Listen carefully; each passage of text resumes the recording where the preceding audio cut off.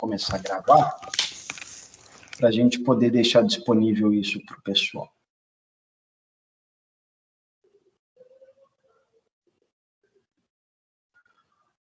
Ok. Bom, pessoal, agora começa a nossa gravação, então eu dou por aberta aí a nossa aula de hoje, dia 10 de março de 2021, com a presença desses alunos aí maravilhosos do terceiro noturno A e B, né?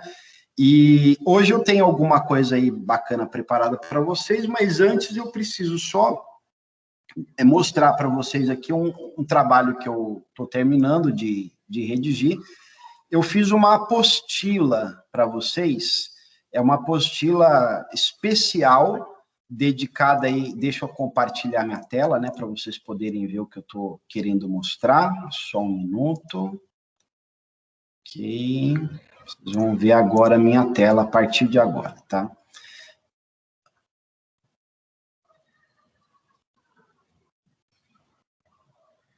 Um pouquinho. Ok, vocês estão vendo a minha tela? Sim. Sim, ok. Bom, então eu estou finalizando aqui um material que é uma apostila de direito das obrigações e responsabilidade civil. Ela é uma apostila feita com exclusividade para vocês, alunos do terceiro semestre de 2021.1, tá? É um material escrito por mim, inédito, tem aqui a apresentação do curso, tem aí o conteúdo da unidade de aprendizagem, tem um estudo de caso aqui, que é a situação, problema que a gente vai trabalhar, tem conceito, tem mensagem, tem uma série de coisas aqui para vocês, e eu vou liberando essa apostila por unidade, tá? Então, a gente vai fazer uma unidade de aprendizagem, eu finalizo a apostila, depois eu vou complementando com mais atualizações. Então, eu vou consolidando ela.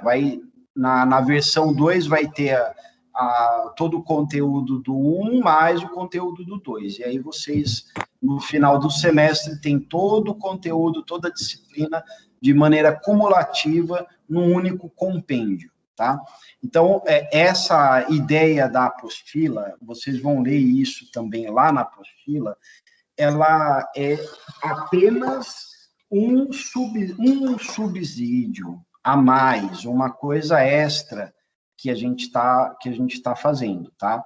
Não é para vocês deixarem de assistir as aulas presencialmente, de preferência, nem os vídeos que eu vou postar para vocês, vídeos complementares com videoaulas. Eu já gravei alguns, ficou com 15 minutos, então eu estou tentando ver se eu faço vídeos com menos de 15 minutos, com 10 minutos, 8 minutos no máximo. E aí eu também continuo reiterando a necessidade de leitura, tá? Então, eu vou disponibilizar para vocês um texto que eu separei, que é um texto de noções introdutórias, que seria um texto da nossa aula passada. Com esse texto, eu vou formular 4 questõezinhas para vocês responderem direto no áudio. É claro que eu vou considerar problemas de acesso, tá? Então, eu consigo mapear, consigo monitorar isso, vocês não precisam se preocupar. Então, semana passada, vocês me falaram uma coisa que me chamou a atenção e eu falei assim, bom, preciso dar um toque para os alunos. Primeira coisa, que livro consultar? É óbvio que eu vou recomendar os livros que vocês vão ter acesso mais fácil na biblioteca da faculdade, porque tem a nossa biblioteca que dispõe de livros, manuais de direito civil, principalmente Maria Helena, Carlos Roberto Gonçalves, que, por coincidência, são os que eu mais gosto também, tá? Mas eu quero indicar aqui para vocês, ó, por exemplo, ó, esse livro aqui, ó, do Gustavo Tepedino, um livro que ficou muito bom, tá? Da editora Gen. Então, eu acho que se vocês tiverem acesso a esse livro, se vocês forem procurar em algum sebo, alguma coisa, e encontrarem um livro desse aqui, quiserem adquirir, ou tomar emprestado em alguma biblioteca, esse livro é muito bom. Eu também gosto do autor Paulo Nader, tá? Curso de Direito Civil também, também da editora Gen. É um livro muito bom, é um clássico, tá? Para vocês terem uma ideia, a minha edição, ela é de 2010, mas os conceitos são os mesmos, enfim, o estudo é muito bom. Tem o livro do meu querido amigo também, o professor Roberto Sinise, que lamentavelmente faleceu ano passado. Esse livro aqui também é muito bom e também tem na biblioteca da faculdade, tá? E aí, eu reitero a necessidade da leitura, mesmo com a apostila, que eu estou escrevendo para vocês, e que eu também trago alguns conceitos desses autores, entre outros autores, eu reitero a necessidade de vocês fazerem uma leitura diretamente no manual, tá? A apostila é um material complementar que eu estou produzindo para vocês. Além do material complementar consistente na apostila, eu também fiz alguma, vou fazer, na verdade, para todas as aulas, apresentações de PowerPoint, que vocês podem também ter acesso lá no AVA, eu vou deixar em arquivo PDF para vocês conseguem baixar isso pelo AVA, e eu também vou mandar no nosso grupo do WhatsApp, mas o principal é o AVA, o grupo do WhatsApp é um secundário, tá? Então, vocês utilizam aí dessas ferramentas. Muito bem, com essas considerações, eu vou iniciar, então, nosso conteúdo, só que eu sempre gosto de fazer o seguinte, eu gosto de retomar o ponto onde a gente partiu, né? Então, eu faço... Professor, o senhor faz revisão antes da prova? Não. Vocês vão notar que antes da prova eu não vou fazer revisão alguma, mas eu vou disponibilizar para vocês, em todas as aulas, uma revisão do assunto anterior, para a gente poder sempre rever todos os conteúdos, tá? Então, essa é uma maneira de a gente fazer revisão. Eu esqueci de dizer para vocês que vocês têm a possibilidade de assistir as aulas que eu ministro na parte da manhã também, tá? Então, eu disponibilizo no meu canal do YouTube, eu disponibilizo as aulas de maneira pública, então você não precisa ter o link para assistir uma aula minha. Você pode se cadastrar lá no meu canal do YouTube. Toda vez eu acho que tem alguém com o microfone aberto, vou pedir para fechar. Toda vez que eu publico um vídeo novo no YouTube, público, vocês são notificados se vocês forem inscritos. Eu também reitero a necessidade de vocês sempre acompanharem notícias, tá? Notícias jurídicas. Então, de tempos em tempos, eu utilizo nossas redes sociais, Instagram, Facebook, o YouTube e o nosso grupo do WhatsApp para encaminhar para os meus alunos assuntos que eu acho que são pertinentes, assuntos que a gente conversou, e principalmente quando a gente adentrar no tema de responsabilidade civil, vocês vão ver quantas notícias se tem a esse respeito. Então, eu acho que vale a pena vocês seguir nas redes sociais, também no canal do YouTube, para receber esse conteúdo, receber esse material, tá? Então, feitas estas considerações, eu vou fazer o compartilhamento de tela aqui. A gente acho que vocês já estão vendo a minha tela. Alguém pode confirmar se está vendo a tela? Sim. Sim, Então, ok. Nós estamos aqui na nossa aula 2, da disciplina de Teoria Geral das Obrigações e Responsabilidade Civil. Tem aqui o meu e-mail para vocês terem contato comigo, tem também o meu telefone, canal no YouTube, Instagram e Facebook, é só procurar pelo meu nome completo que vocês encontram, tá? Então,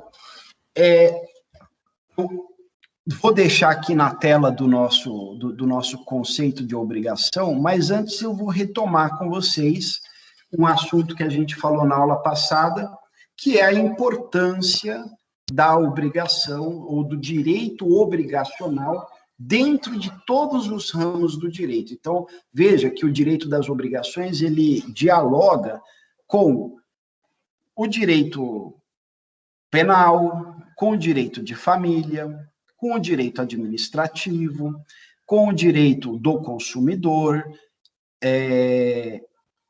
com o direito constitucional. Então, nós temos aí uma grande importância do estudo do direito das obrigações, né?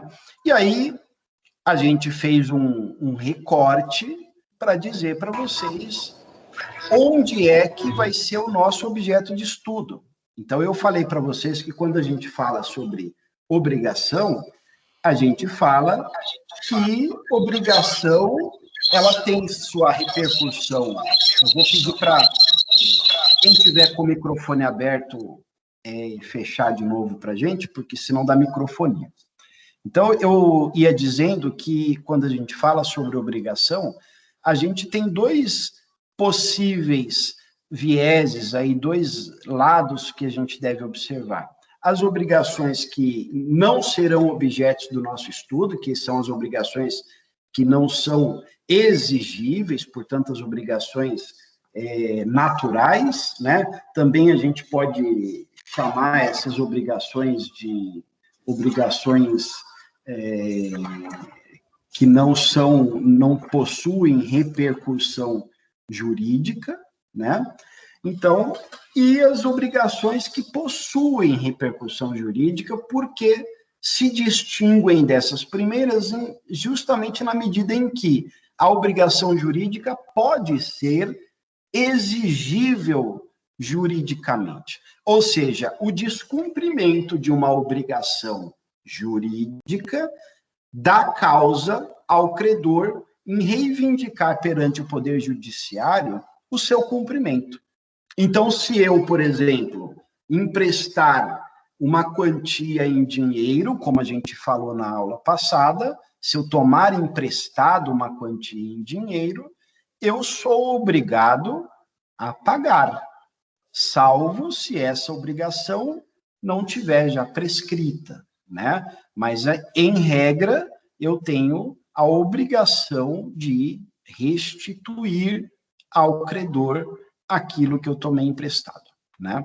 E aí a gente discutiu sobre esses aspectos, a gente falou um pouquinho sobre essa evolução do direito obrigacional, até que a gente falou sobre o conceito de obrigação. E é com base no conceito de obrigação que eu quero retomar a nossa aula de hoje para dizer para vocês que nós temos neste conceito que eu escrevi, mas é claro, né? Eu escrevi com base nos doutrinadores que eu estudei, etc. e tal, e que eu não vou fazer aqui uma referência direta, tá? Mas a obrigação, ela é um vínculo jurídico que une um ou mais devedores a um ou mais credores. Bom, então vamos pensar que obrigação como sendo vínculo jurídico, a gente podia imaginar a obrigação como sendo uma linha, né, onde tem duas pontas. De um lado, temos o devedor da prestação e do outro lado, o credor, tá? Mas a gente imagina só um credor ou só um devedor. Não, na obrigação a gente pode ter mais do que um credor, mais do que um devedor. Tá? Pode ter uma multiplicidade de devedores e uma multiplicidade de credores. Há uma prestação que pode ser, calma lá, prestação. A gente vai ter que ressignificar o que é que a gente entende por prestação. Normalmente, quando eu falo prestação, você imagina, vem à nossa cabeça naturalmente que prestação é o pagamento de uma coisa, de uma mercadoria que você adquire em pequenas parcelas. Então, eu compro uma geladeira e pago essa geladeira em 18 prestações lá para loja de departamento, para Casas Bahia, tá? Então, no direito das obrigações, prestação não é, absolutamente não é o pagamento de uma coisa em pequenas parcelas, tá? Prestação no sentido técnico, no direito das obrigações, pode ser três coisas. Ou dar coisa certa ou coisa incerta, ou fazer, que pode ser fungível ou infungível, ou não fazer. Em resumo, eu coloquei aqui entre os parênteses palavras-chave. Então, a gente pode dizer que dar é entregar uma coisa. Dar é entrega. Fazer é atividade. E não fazer é uma abstenção. Eu vou seguir para o próximo slide. E aqui vocês conseguem visualizar essa linha que eu disse para vocês. Uma linha que a gente está criando aqui imaginariamente. Então, esse desenho que eu estou mostrando para vocês é um desenho que contempla o nosso conceito de obrigação, tá? Então, vendo este desenho, eu peço para vocês conseguirem redigir um conceito acerca do que é uma obrigação. Então, notem bem que eu tenho aqui uma linha que a gente está chamando de vínculo jurídico. Esse vínculo jurídico ele pode ser constituído de várias formas. Esse vínculo jurídico ele pode ser constituído por uma ordem judicial, ele pode ser constituído por um contrato, por um ato unilateral. O vínculo jurídico, pessoal, tem uma fonte, ele tem uma origem, e a gente vai estudar isso ainda. Mas hoje, neste momento, eu quero que vocês saibam que quando existe algo que une o devedor e o credor, é como se a gente tivesse nessa linha uma algema, uma corda que amarra o devedor ao credor. E que somente uma coisa, esse nosso super-herói aqui, chamado pagamento, é que faz romper o vínculo. O pagamento, que a gente também vai ressignificar, a gente está dizendo que pagamento rompe o vínculo jurídico, mas, na verdade, o pagamento é o cumprimento da obrigação. É ou o entregar, ou é a atividade, ou é a abstenção. Mas o vínculo jurídico ainda não vai ser rompido. A gente está constituindo uma obrigação. Nesse momento, a gente está apenas entendendo como é que funciona uma obrigação. Então, uma obrigação necessariamente tem que ter a figura do devedor, necessariamente tem que ter a figura do credor, que eu já disse, pode ser um ou mais, necessariamente tem que ter aqui a prestação, que pode ser essas três coisas aqui. Dar é igual a entrega, fazer é igual a atividade, não fazer é igual a abstenção, tá? Então, necessariamente, se eu não tiver um destes elementos, desses quatro elementos, devedor, credor, vínculo e prestação, eu não estou diante de uma obrigação. Eu posso estar diante de qualquer coisa, menos diante de uma obrigação. Bom, normalmente, a gente ouve dizer que o professor vai dar aula. Eu mesmo disse isso hoje para minha esposa e para os meus filhos. Eu saí de onde eu estava e falei, bom, agora eu vou dar aula. E a gente vai estudar isso agora, e vocês vão notar que eu não dou aula. Por quê? Dar quer dizer entregar. O que eu estou fazendo? Eu estou fazendo uma atividade, eu estou lecionando, uma atividade humana, uma atividade intelectual. Portanto, o termo correto que eu deveria dizer é: eu estou fazendo aula. Esposa, filhos, eu vou fazer aula, ou eu vou simplesmente lecionar, tá? Então, por quê? Porque eu preciso que vocês entendam que toda vez que eu falar sobre dar, eu estou entregando algo. Toda vez que eu falar dar, eu estou diante da entrega de uma coisa. Esta coisa pode ser certa ou incerta. Já já a gente diz o que é coisa certa e coisa incerta. Mas eu também posso fazer, desculpa, alguém falou? Sim, sou eu, licença. Pois não. Eu posso dizer que o pagamento dá fim ao vínculo jurídico? Não seria melhor do que falar que ele rompe o vínculo? Qual foi a palavra que você usou?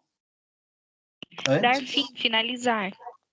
Você pode usar, tá? O rompimento do vínculo, na verdade, a gente chama de exonerar o devedor, né? Quebrar o vínculo, romper, dar fim, perfeitamente. Isso é uma questão só de uso da palavra, mas o que você precisava entender, você entendeu.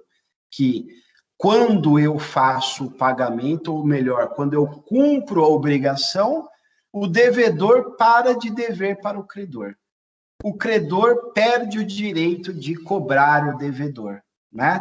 Por quê? Porque houve o cumprimento da prestação. Agora, enquanto não acontecer esse cumprimento, infelizmente, o credor continua tendo o direito de receber e o devedor continua tendo a obrigação de pagar. Tá bom? Tá bom, obrigada. Legal. Bom, a gente vai estudar cada um dos elementos, tá? Então, primeiro a gente vai falar sobre o devedor. Quem pode ser um devedor? Normalmente, a gente usa a expressão pessoa física, tá? Mas, como vocês já passaram pelo curso de Direito Civil, estudaram pessoa, né? Vocês viram que não existe no Código Civil, não existe essa nomenclatura, pessoa física, né? No Código Civil, a gente utiliza a palavra pessoa natural.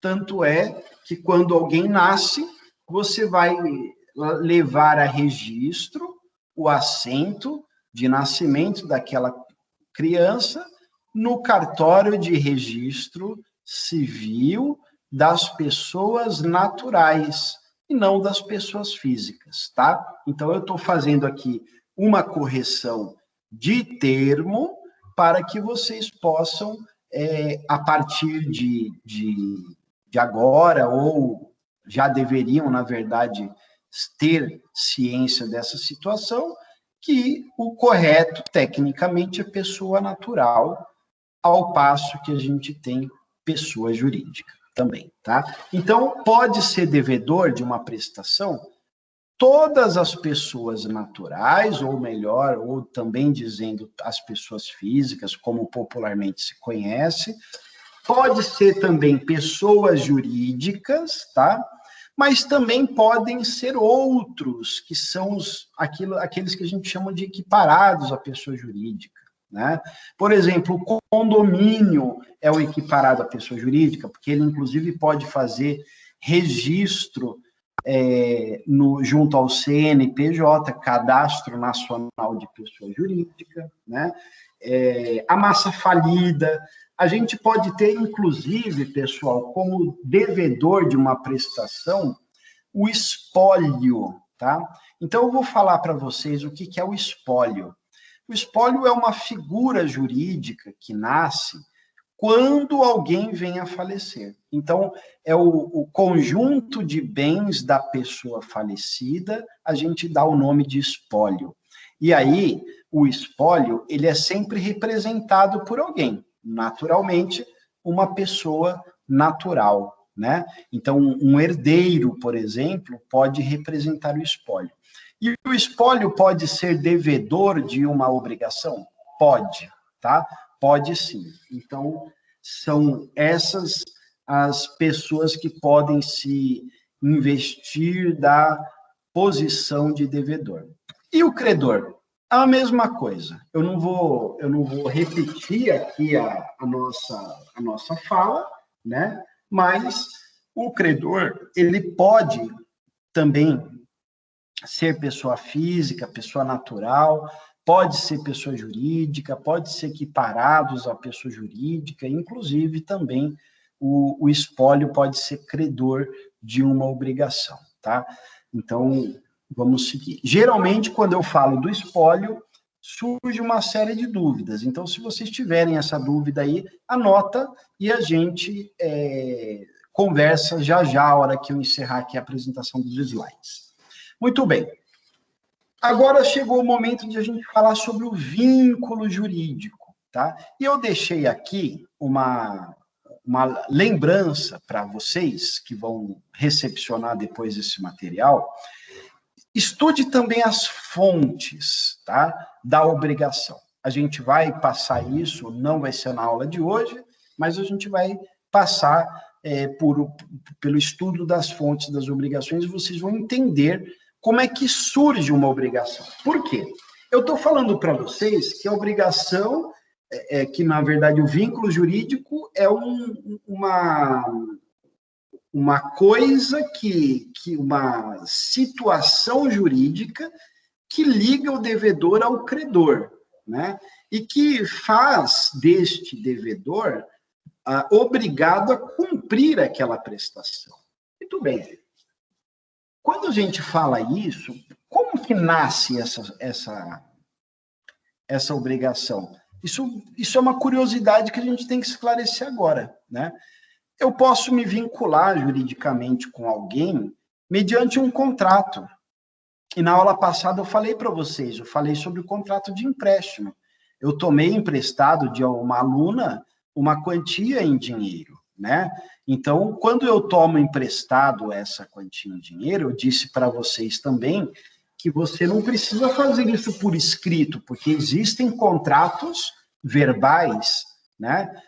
Os contratos, para terem validade, eles têm que preencher os requisitos do artigo 104. Ou seja, objeto lícito, possível, determinado, determinável, agente capaz, ou seja, a capacidade civil das partes, e tem que ter observância da forma. A forma tem que ser uma forma, ou aquela forma que a lei prescreve, ou, na ausência de uma previsão legal com relação à forma, a forma é livre. Então, portanto, como não se exige forma, né, escritura pública para a celebração de contrato de mútuo, de empréstimo, a gente sabe que as pessoas podem emprestar coisas para as outras, inclusive dinheiro, sem fazer um contrato para isso, né? Então, a obrigação, o vínculo jurídico, ele surge a partir, nesse caso, da manifestação das partes, através de um contrato, que pode ser escrito ou verbal. Mas também a gente pode ter o nascimento de um vínculo jurídico decorrente da lei. A lei fala que os parentes devem sustentar-se uns aos outros. Então, o pai tem que prover alimentos aos seus filhos, né? Então, essa é uma obrigação que decorreu da lei, foi a lei quem falou, não foi o contrato, eu não fiz um contrato com meu filho, mas eu tive uma imposição legal, né? A lei quem me impôs essa obrigação, e eu tenho que cumprir. Se eu não cumprir, o meu filho pode, inclusive, cobrar judicialmente. Portanto, trata-se de uma obrigação jurídica e não moral, né? Eu não tenho obrigação moral com meu filho, apesar de também ter. Eu tenho um dever de sustentá-lo. E também eu tenho obrigações morais a serem cumpridas, tá? Bom, outra fonte da obrigação é se um juiz, né, numa ação, determinar que eu faça, que eu entregue ou que eu me abstenha de alguma coisa. Então, pode acontecer que o vínculo nasça por determinação judicial, tá? Então, são 3 as fontes. A fonte primária mais recorrente, fique tranquilo, a gente vai estudar isso, mas a fonte primária mais recorrente, contratos, depois, num segundo momento, a lei, e depois também, junto com a lei, tem também as obrigações decorrentes de decisão judicial, tá? Então, o vínculo jurídico nasce aí. Suprimos essa curiosidade, a gente vai definir o que é vínculo jurídico. O vínculo jurídico é aquilo que torna a obrigação exigível, né? Então, sem que eu tenha um contrato, eu não tenho vínculo jurídico. Sem que eu tenha a lei criando uma imposição, eu não tenho vínculo jurídico. Sem que eu tenha uma decisão judicial me obrigando a fazer, eu não tenho vínculo jurídico. Porque ninguém é obrigado a fazer ou deixar de fazer, senão em virtude de lei. Ou a gente também pode dizer que o contrato faz lei entre as partes, e a gente pode dizer que se um juiz, se uma sentença judicial transitada em julgado me condenou a fazer, a entregar ou a abster, quer dizer que eu tenho aí também uma obrigação exigível, tá? Aí vocês vão ler, e aí eu quero que vocês leiam, eu vou dar um material também complementar, não é o material que eu vou entregar hoje para vocês, mas é um outro material que eu vou dar só a semana que vem, que vocês vão estudar melhor o débito e a responsabilidade, tá? Então, o vínculo jurídico, ele tem, além desse fenômeno que a gente vai falar, alguns autores falam de fenômeno espiritual, né? Que é aquilo que torna a obrigação exigível, ele tem também, dentro do vínculo jurídico, ele tem 2 coisas, o débito e a responsabilidade. Essas palavras aí, Schuld e Haftung, são palavras que está em alemão, tá? Isso vem do direito alemão, e o Schuld, por exemplo, significa débito, e o Haftung é a responsabilidade. Então, vocês vão ler Schuld e Haftung nos livros, na Maria Helena Diniz, e vocês vão ter lá, talvez nem sempre, depender do manual, nem sempre tão explicado o que quer dizer débito e responsabilidade, tá? Então, o que vem a ser o débito, que está embutido dentro do vínculo jurídico? Tudo isso, pessoal, é dentro de uma interpretação do que vem a ser o vínculo jurídico, tá? Então, o débito é aquele dever legal, né? Aquele dever jurídico imposto ao devedor para cumprir uma obrigação, que a gente está chamando a partir de agora de prestação, né? Que é um dar, que é um fazer ou não fazer. A responsabilidade é a consequência patrimonial pelo descumprimento da obrigação. Ou seja, se eu não pagar alimentos para o meu filho, quais serão as consequências que eu vou ter? Qual é a responsabilidade que eu vou ter? Eu vou ter que, posso sofrer penhora de bens, então, se eu tenho um veículo, eu posso ter esse veículo penhorado. Já se ouviu dizer, inclusive, de penhora de fundo de garantia, FGTS, contas bancárias, inclusive com poupança que até se caracteriza por empenhorabilidade, mas como os alimentos são mais importantes, justamente por conta dessa característica alimentar, a gente tem possibilidades aí de expropriação patrimonial. E também eu posso, no Brasil, né, a gente sabe que só existe dois tipos de prisão civil. Uma já não prevalece, que é a prisão do depositário infiel, e a outra, que ainda subsiste, então prisão civil que subsiste, é aquela decorrente do não pagamento de pensão alimentícia.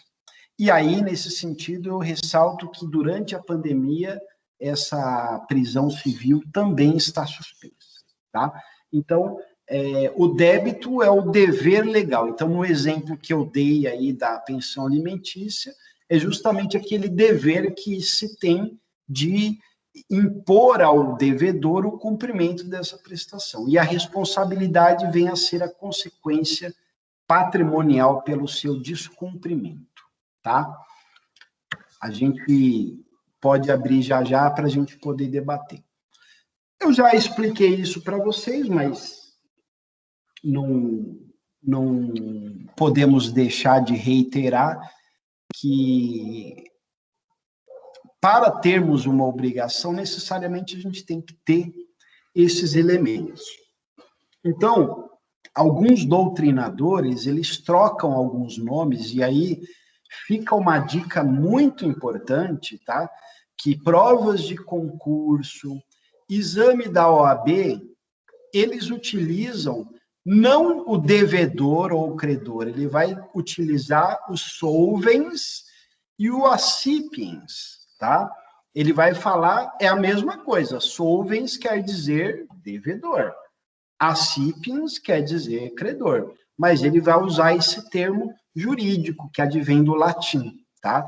Então, já vai memorizando aí, que a gente tem, se, por exemplo, caísse numa prova de concurso, para compor uma obrigação jurídica, a gente tem que ter a figura dos solvens, mas não pode ter o accipiens, quer dizer que você está dizendo que numa obrigação não pode ter o credor, e aí você não pode admitir isso, tá? Então, fique esperto aí, eu já gosto de dar também dicas, assim, de provas de concurso, essas pegadinhas, porque isso cai.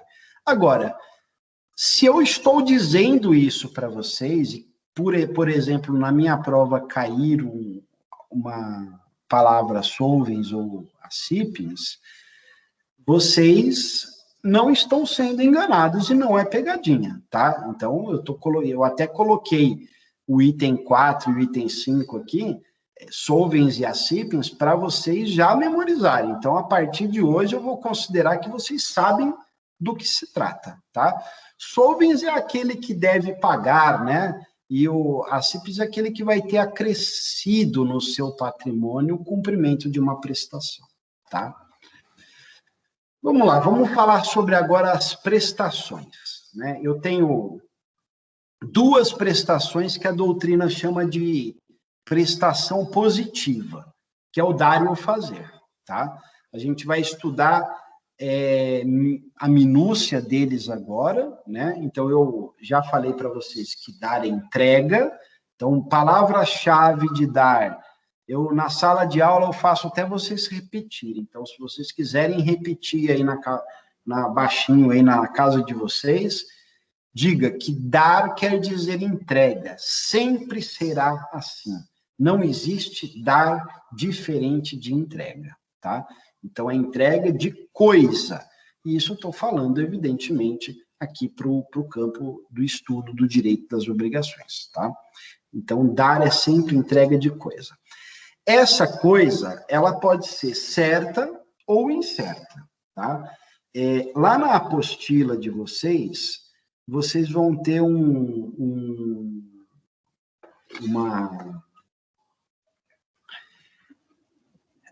uma explicação e a transcrição do artigo de lei e também um conceito doutrinário do que vem a ser essa coisa certa, né? Mas eu queria dizer para vocês o seguinte: imagina, deixa eu fazer aqui uma uma coisa. Eu acho que vocês agora vão precisar me ver.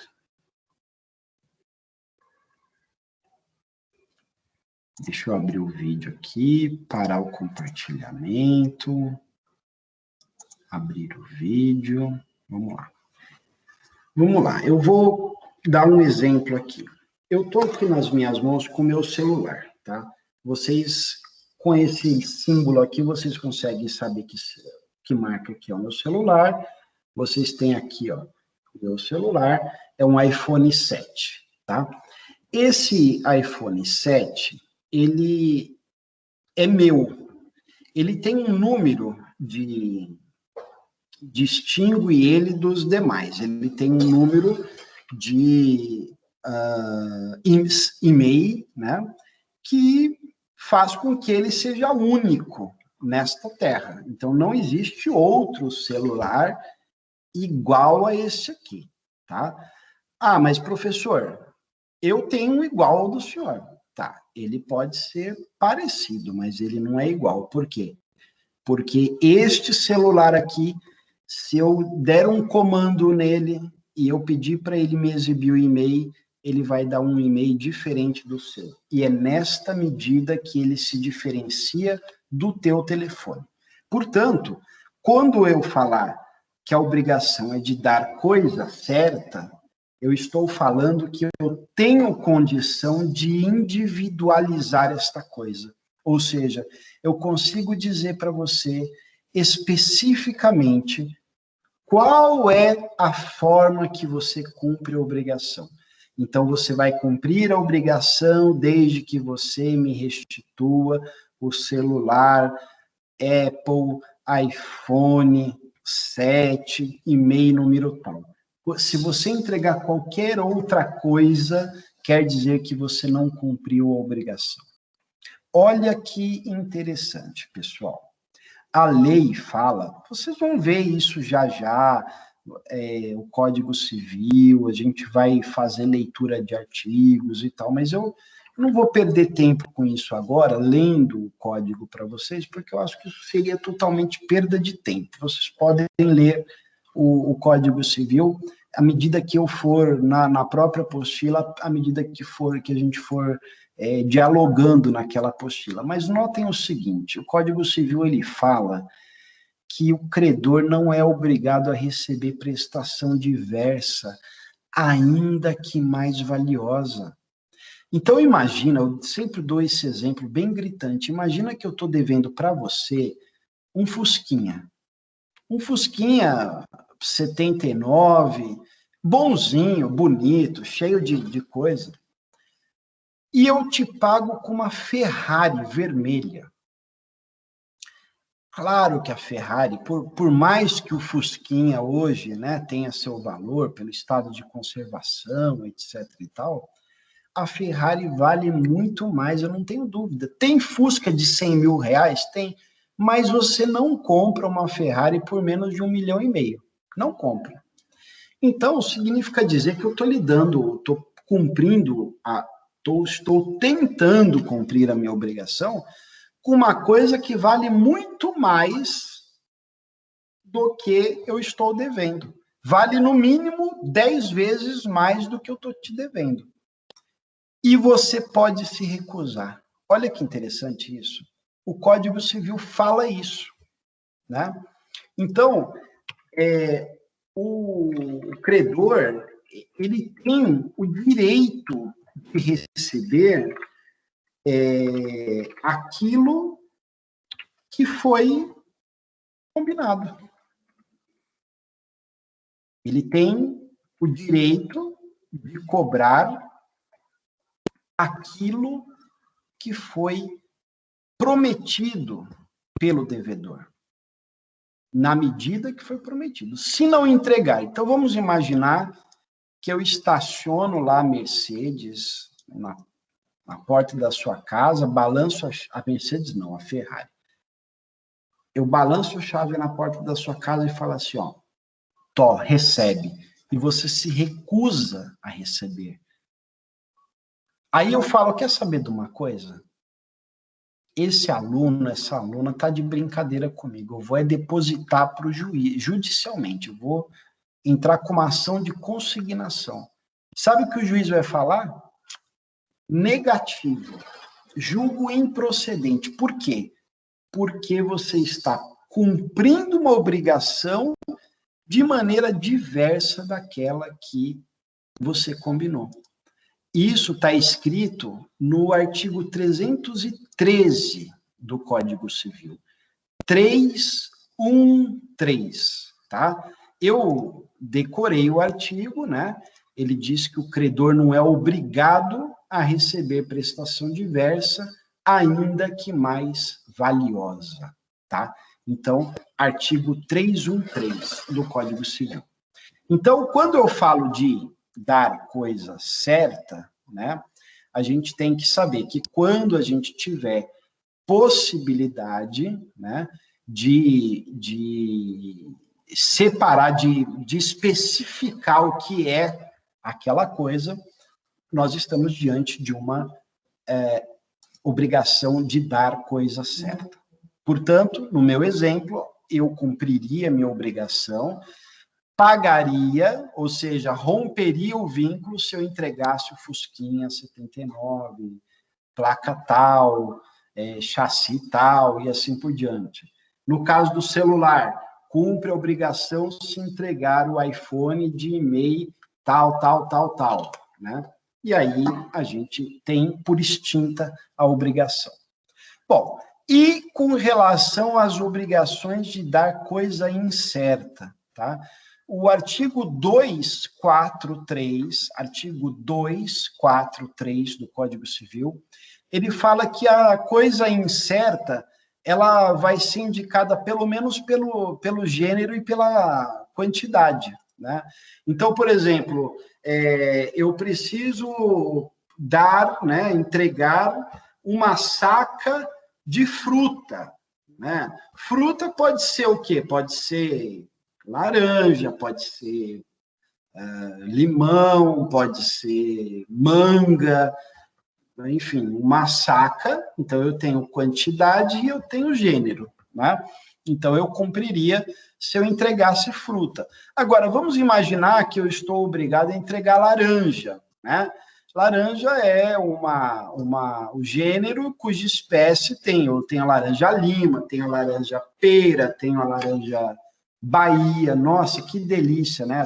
Eu adoro laranja, então tem aí uma série de espécies de laranja. Então, você tem laranja lima, né? Então, cumprindo a obrigação desde que você entregue uma saca de qualquer um dos tipos de laranja. Então, o artigo 243, né, ele fala que a coisa incerta ela tem que ser indicada, né, ela será indicada pelo menos pelo gênero, pela quantidade. Tá?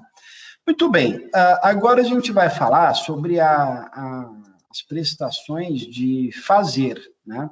Fazer, a gente tem a palavra-chave atividade, né? Então, o fazer é sempre uma atividade, né? Então, está relacionada com uma ação, então é algo imaterial, portanto, né? Então, eu posso... eu até me comprometi com vocês aqui, né? Eu estou escrevendo uma apostila, né? Então, quando essa apostila ela está sendo realizada, eu estou numa obrigação de fazer, né? Fazer a apostila. Depois que essa apostila, por exemplo, virar um livro, ela passa a ser, e eu me comprometo com vocês em vender este livro para vocês, aí eu tenho que entregar a coisa, né? Mas enquanto isso, eu estou ainda na obrigação de fazer. Assim como eu faço aula, né? Bom, isso ficou bem claro. Agora, o que é um fazer fungível e um fazer infungível? Muitos alunos ainda se confundem com relação à palavra fungibilidade, né? Ou seja, o que é fungível, o que é infungível. Então, você troca né, essa fungibilidade por substituição, né? Então, o que é fungível é algo substituível, e infungível é algo insubstituível, tá? Então, brincadeira, tá? Para vocês fixarem. A nossa esposa, o nosso esposo, o nosso cônjuge, o nosso companheiro, o nosso namorado, ele é alguém insubstituível, né? Porque você não pode admitir, por exemplo, você aceitar que o seu cônjuge seja substituído pelo vizinho, né? Então, por que ele é insubstituível, ele ou ela é insubstituível? Porque existem qualidades, né, atributos pessoais daquela pessoa que te agradam, né? E é por isso que hoje ela é cônjuge, companheiro, namorado seu. Então, essa situação de obrigação de fazer infungível, não é que a obrigação ela pode ser substituída, mas, na verdade, é a figura do devedor. Então, quando um devedor não pode ser substituído numa prestação de fazer, nós estamos diante de uma situação de obrigação personalíssima. Essa é a palavra. Ou, do latim, como pode aparecer em provas de concursos de exame de ordem, obrigação intuito persona. Se escreve intuito personae, tá? Intuito persona, ou seja, obrigação personalíssima. O que é uma obrigação personalíssima? Imaginem vocês que eu tenho um sonho de me casar e na festa do meu casamento eu vou colocar uma cantora que eu tenho muito apreço, que eu gosto muito e que faz sentido com a história da minha vida com a minha esposa, com a minha noiva e etc. E aí eu convoco lá, eu contrato, na verdade, a Sandy Júnior, né? Que a gente fala Sandy Júnior sempre porque parece que é uma pessoa só, né? Mas, na verdade, é uma duplinha, Sandy Júnior. E aí, por algum motivo, eles não podem comparecer, e aí eu não vou falar para vocês agora qual foi o motivo, então... eles não puderam comparecer porque choveu, é excludente da responsabilidade. Não é hora de a gente estudar isso. Então, simplesmente, a gente vai dizer que a Sandy não foi porque ela não quis, tá? Ela não quis ir, ela falou o seguinte, olha, eu vou mandar uma outra pessoa para cantar no seu show. E ela falou com a amiga dela, chamada Anitta, né? A funkeira Anitta. E aí vai a Anitta ao invés da Sandy, que tem uma razão de eu ter contratado a Sandy. Então, houve o descumprimento de uma obrigação, porque a Sandy foi contratada para o meu casamento e ela quem deveria cumprir esta obrigação, né? No entanto, se vocês forem perceber, a obrigação foi cumprida, porque foi alguém cantar lá, né? Mas como a obrigação ela era personalíssima, ou seja, tinha que ser a Sandy, não me presta, não serve qualquer outro cantor, apesar de ter música, isso caracteriza um descumprimento da obrigação. Agora, imagine que eu tivesse procurado o empresário da Sandy, que também é empresário da Vanessa Camargo, que também é empresário da Anitta, e tivesse dito para eles o seguinte, olha, eu gostaria de ter música no meu casamento. Você pode providenciar isso? Tem que ter 1h30 de música, né? música popular brasileira. Então, quer dizer que eu estou contratando qualquer cantor, qualquer dupla, qualquer banda. Eu quero música, pura e simplesmente uma banda ao vivo tocando no meu casamento. Então, isso significa dizer que os atributos pessoais de quem vai cumprir a obrigação, tanto faz para mim. Não me importa se é a Sandy, se é a Vanessa, se é a banda Calypso, com chimbinha, sem chimbinha, não importa. O que importa é que eu tenho o cumprimento de uma obrigação não personalíssima, ou seja, uma obrigação que não há a necessidade de observar as características do devedor, né? Então, essa é uma obrigação de fazer infungível, porque o devedor, ele é insubstituível. Tem que ser cumprida pelo próprio devedor.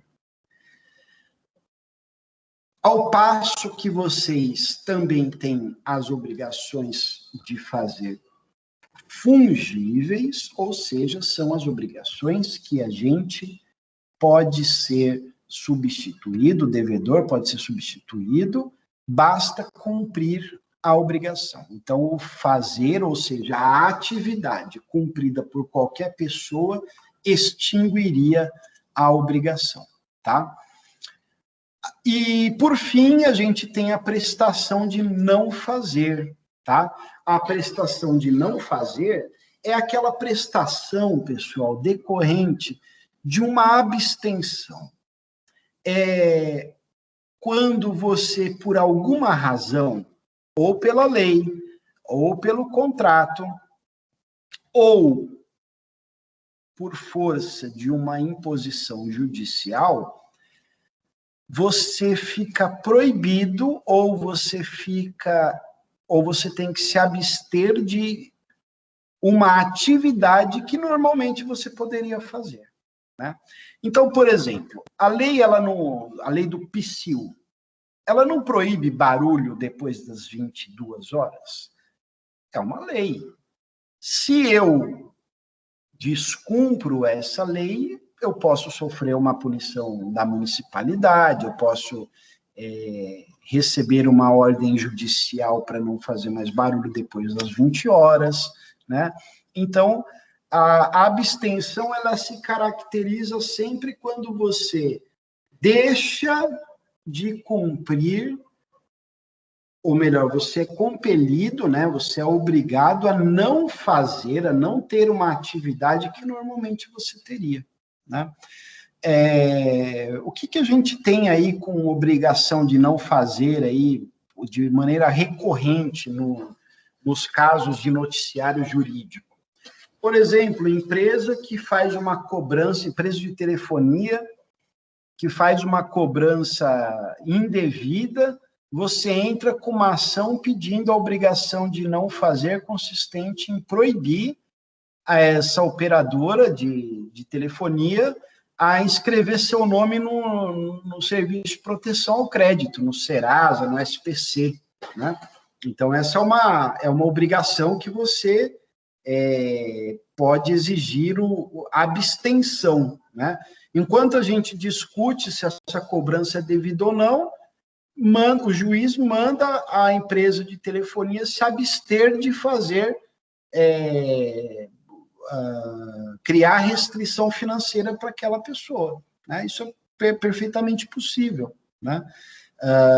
Um outro exemplo que eu costumo também dar para os alunos imagina que a gente vai fazer um churrasco, por exemplo, e a gente combina que cada um vai levar 1 quilo de carne, uma caixa de cerveja e R$50.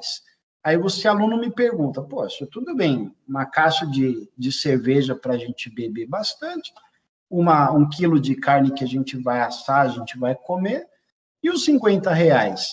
Os R$50 é para pagar a multa que a gente vai tomar lá no meu apartamento, porque a gente vai fazer uma algazarra terrível e a gente já reserva um dinheirinho para pagamento da multa. Só que aí o síndico do prédio percebe que, vocês estão fazendo a festa, paga a multa, mas a multa serve para justamente coibir esse tipo de expediente e vocês estão pagando a multa. Quer dizer, não está servindo para nada a multa, porque o pagamento dessa multa não está nem fazendo cócega para vocês. Então, ele entra com uma medida judicial determinando que, pedindo ao juiz que determine que a unidade 70 do conjunto 2 não faça mais festas, ainda que tenha uma imposição de multa do condomínio, né? E o descumprimento, você pode pedir, inclusive, a gente vai estudar isso, uma astreintes, que é uma multa diária, né?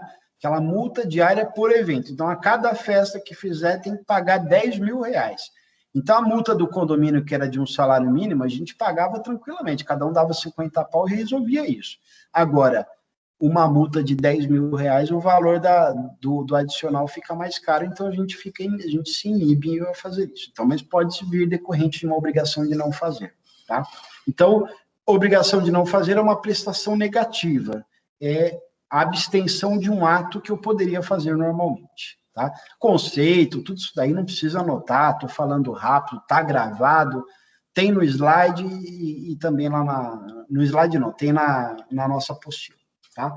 Então, eu volto agora a fazer um compartilhamento de tela, que a gente vai seguir rumo para o fechamento da nossa aula, que vai ter a duração um pouquinho mais do que 1h15, conforme o regulamento, mas a gente encerra aí um assunto interessante aí do dia de hoje, tá? Então, falamos aqui das prestações de dar, fazer e não fazer, e agora eu peguei aqui, eu vou dar o crédito, tá? De um site, eu peguei uma imagem na internet, e aí depois eu chequei do site, entendeudireito.com.br, estou dando crédito aqui, tá? Foi onde eu peguei no Google essa imagem, e aqui ela tem um interessante, só me confirma se está todo mundo enxergando aqui mesmo as nossas telas, por favor. Alguém abre o microfone e me confirma se está. Beleza. Sim. Tá. Então, tem um autor também, que ele foi até colega aí do professor Tomás de Vistos na graduação, eles são dois irmãos, é o Flávio Tartucci e a Fernanda Tartucci. São dois civilistas, assim, incríveis, eu admiro bastante esses dois profissionais. O Flávio tem livros escritos, então qualquer livro do Flávio também vale a pena vocês lerem. Pablo Stolze, tá? Galiano, Eupídio Donizete, também lá de Minas, pode ler que são autores bons.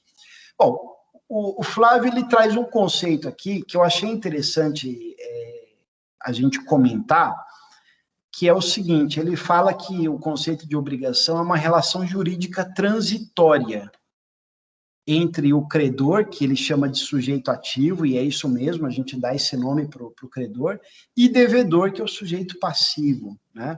Cujo objeto consiste numa prestação situada no âmbito dos direitos pessoais, positivo ou negativo. Bom, esse conceito aqui a gente precisa se debruçar nele. Por quê? Primeira coisa, relação jurídica transitória. É isso mesmo. Uma obrigação, ela não pode ser eterna, tá? Então, por que uma obrigação não pode ser eterna? Porque ninguém quer se vincular eternamente com alguém. Aí você fala assim, mas professor, meu pai trabalhou 30 anos com um contrato de trabalho na empresa tal. 30 anos, 31 não, tá? Então, um dia acabou. Por mais que possa não parecer transitório, porque muitos de vocês aí, talvez a maioria, ainda não tenha completado 30 anos, né? Eu posso dizer para vocês que 30 anos ainda é transitório, tá? Então, o importante é que vocês saibam que as obrigações, elas são formadas pensando que um dia ela há de se acabar, tá? Então, a característica de uma prestação é a transitoriedade. Credor sujeito ativo e devedor sujeito passivo. Nomenclatura que a doutrina atribuiu, faz todo sentido, né? Aquele que é sujeito ativo numa relação, ele é ativo porque ele tem o direito de cobrar e o passivo é porque tem a obrigação de cumprir ou pagar, né? Então, não há discussão nesse assunto, cujo objeto consiste numa prestação situada nos direitos pessoais. A gente vai melhor entender isso, mas a gente tem direitos pessoais e direitos reais. Direitos pessoais, pessoal, consiste num vínculo jurídico pelo qual este sujeito ativo pode exigir de um sujeito passivo uma determinada prestação. Isso é o que a gente estudou até agora, né? Isso significa dizer que constitui uma relação de pessoa para a pessoa e tem por objeto, né, esses elementos aí que a gente acabou estudando. Enquanto que nos direitos reais, a gente pode definir os direitos reais como sendo um poder jurídico que detém o titular de uma coisa. Então, por exemplo, se eu sou dono de um imóvel, eu tenho um direito real de reintegrar a posse. Eu tenho o direito real de impedir que alguém invada meu terreno, né? Então, os direitos reais ou direitos das coisas vão ser estudados por vocês numa outra disciplina do direito civil. Mas aqui o Flávio Tartucci falou que essa obrigação que a gente está estudando agora, ela está situada no âmbito dos direitos reais, ou seja, é os direitos da pessoa com a pessoa, e não nos direitos reais, que é o direito que detém o titular de uma coisa, tá? Então, se eu tenho uma coisa, eu tenho direitos sobre aquela coisa. Que direitos que eu tenho sobre a coisa? Eu tenho o direito de vender, eu tenho o direito de dar, eu tenho o direito de usar, eu tenho o direito de usufruir, né? Esses são direitos reais, porque são os direitos que eu tenho enquanto dono de uma coisa. Agora, direitos pessoais é aqueles direitos em que eu tenho de exigir, por exemplo, o cumprimento de uma prestação, a entrega de uma coisa ou uma abstenção, tá? Então, está explicado. E positivo ou negativo é porque a gente estudou que as obrigações de dar e de fazer são positivas, porque elas consistem numa atitude ativa, né? E a abstenção, ela é uma prestação negativa, porque você cumpre a obrigação não fazendo nada, tá? E aí a gente tem aqui, também nesse fluxograma, que eu achei um mapa mental muito bem feito. Eu podia ter feito isso no PowerPoint, etc. e tal, mas assim eu não teria dado crédito a quem criou isso aqui. Então, seria errado eu não fazer aqui a menção disso, né? Então, a regra geral é que as relações jurídicas, obrigacionais, elas são complexas. Vocês vão ver uma palavra, um palavrão aqui que vocês vão aprender hoje, que é sinalagmático. O que significa sinalagmático? Quer dizer que, ao mesmo tempo, você pode ter um devedor que ele é credor também e um credor que também é devedor. Quer um exemplo? Vamos lá. Vocês e a faculdade.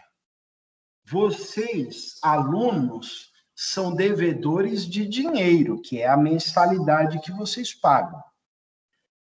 Enquanto que vocês são credores de serviços educacionais. Então, ao mesmo tempo que você é devedora de dinheiro, você é credor de serviço. E a Campos Sales, ela é credora de dinheiro, mas devedora de serviço. Tá? Então, esta é uma relação sinalagmática.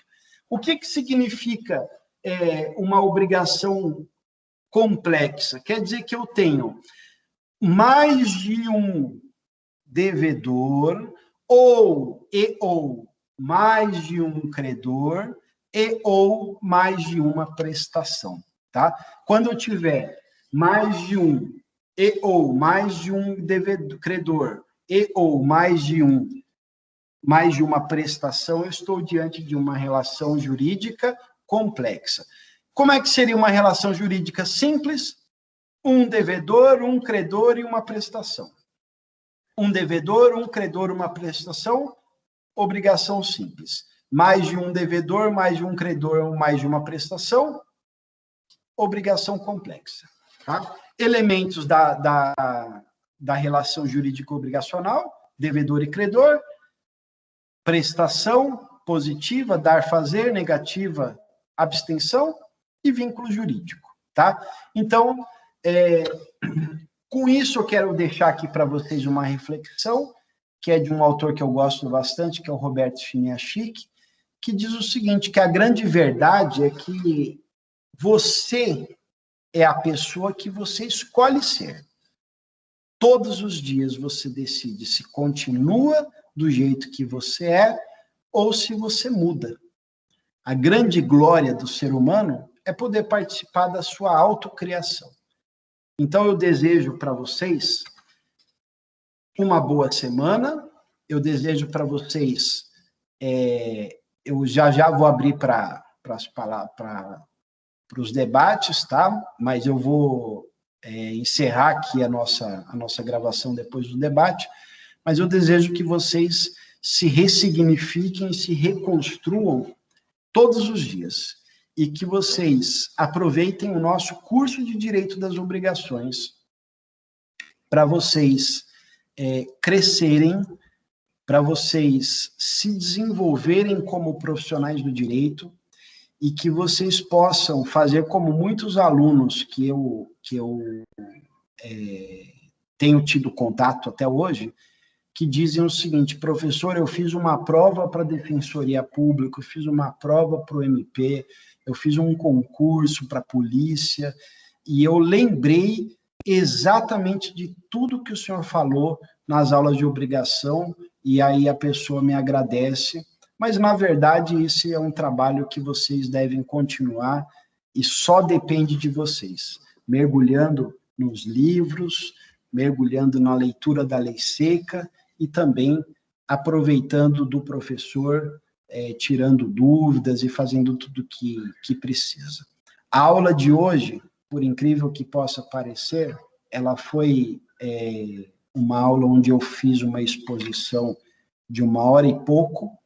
Agora que pode ser que comece a aula, a gente tem aqui um tempo ainda para a gente conversar, mas por que eu estou falando que agora que começa a aula? Porque vocês vão participar, se tiverem dúvidas, se não tiverem, já fica dispensado, agradeço, inclusive, a presença, mas quem faz a aula, pessoal?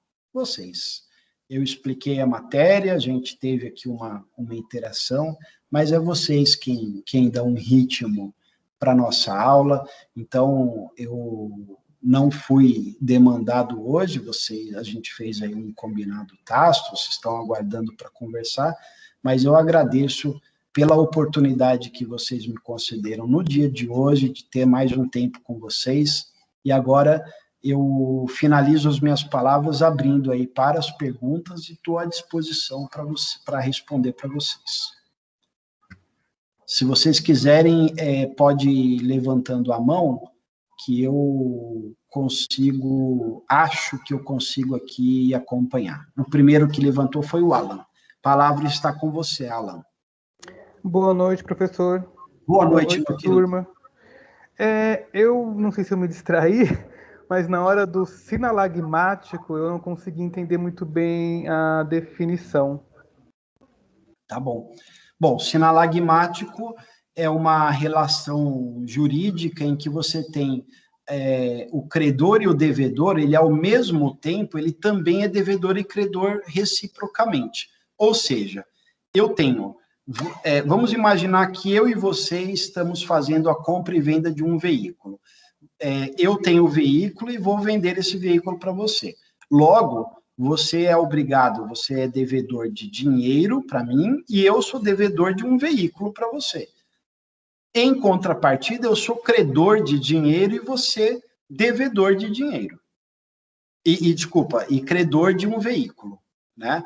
Então, sinalagmático é essa, como está conceituado ali pelo Flávio, cada parte tem ao mesmo tempo direitos e deveres nessa relação jurídica obrigacional. Tá, e aí a gente pode concluir, então, que toda relação de venda, de compra e venda, é uma relação jurídica sinalagmática? A gente pode concluir que sim. Beleza. Obrigado. Imagina.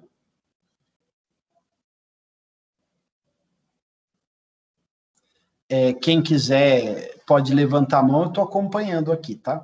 Eu vou fazer o encerramento da gravação, só para a gravação não ficar muito grande para os alunos que vão assistir no offline.